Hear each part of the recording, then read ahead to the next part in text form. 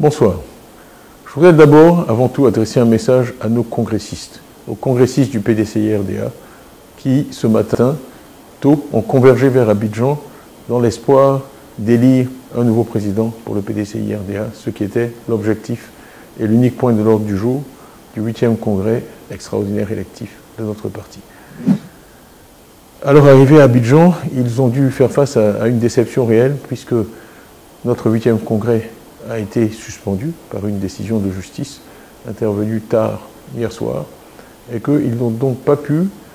effectuer ce dont ils se faisaient une joie, c'est-à-dire élire un nouveau président. Donc, grande fut leur déception, et je dois dire que leur comportement face à ce défi a été absolument exemplaire. Et qu'en tant que militant du PDCI-RDA, membre du bureau politique, je suis vraiment fier de nos congressistes. Et je tiens à les féliciter ici pour la maîtrise de soi, pour le calme qu'ils ont su montrer face à un défi complètement inattendu, puisque personne ne s'attendait à avoir à affronter une telle situation. Et je crois que c'est un tribut, un hommage aux valeurs qui caractérisent le PDCI, qui sont vraiment la paix, la tolérance, le dialogue, l'union. C'est dans ces valeurs que nos braves congressistes ont puisé le calme, la détermination, la discipline qui leur ont permis de passer ce moment difficile sans grave difficulté, alors qu'il y avait dans les rues une présence massive des forces de l'ordre. Donc vraiment, je leur dis aussi Yako, parce que ce n'est pas une expérience agréable d'avoir fait de tels efforts, de s'être mobilisé, d'être parti des 4 coins de la Côte d'Ivoire, que ce soit Odiéné, Bouna, Korogo, Ferkessédougou, San Pedro, Bangrou, de toutes les parties du pays. Ils ont convergé vers Abidjan et malheureusement n'ont pas pu faire ce pourquoi ils étaient venus. Donc, de nouveau, merci, félicitations à eux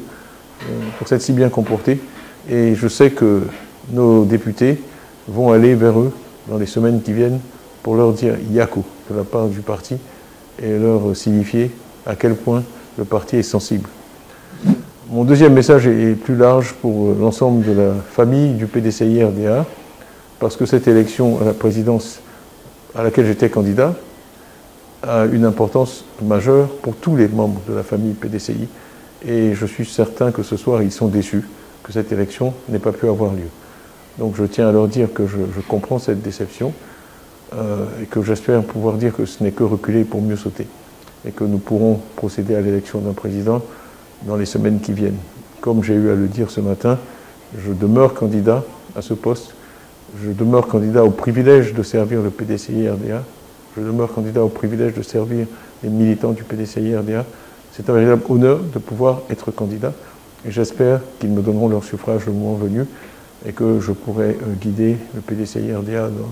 ce 21e siècle plein de défis et de mutations. Mon message final est vraiment pour les Ivoiriens dans leur ensemble, parce que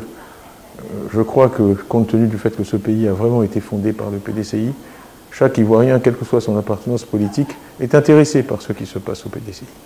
Donc je voudrais rassurer tous les Ivoiriens et leur dire que le PDCI, qui est un peu un bien commun national, est fidèle à ses valeurs. Comme je l'ai dit plus tôt, à ses valeurs de tolérance, de paix, d'union, et que nous nous ferons un devoir, tous au PDCI, de nous assurer que ce processus, qui s'est bien déroulé jusqu'ici, continue dans l'union, dans la cohésion, pour produire un résultat qui permettra au nouveau président du parti, que j'espère être moi, de faire naviguer le PDCI à travers les eaux des années et décennies qui viennent, et conduire le navire à bon port, ce qui pour nous est la victoire, parce que nous croyons qu'il est dans la mission du PDCI de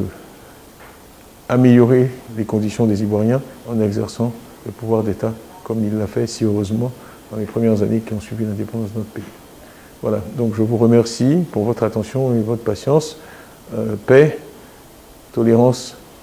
réussite à tous, et j'espère avoir bientôt le plaisir de m'adresser à vous de nouveau. Merci.